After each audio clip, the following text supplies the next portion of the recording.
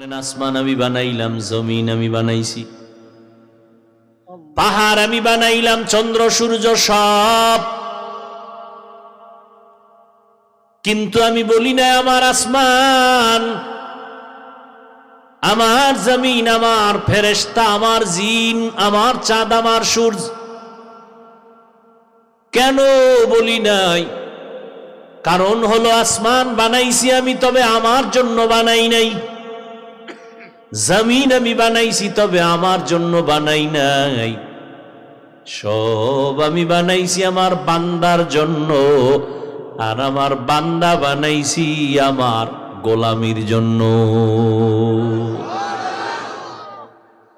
قال النبي صلى الله عليه وآله وسلم الدنيا خلقت لكم وأنكم خلقتم للآخرة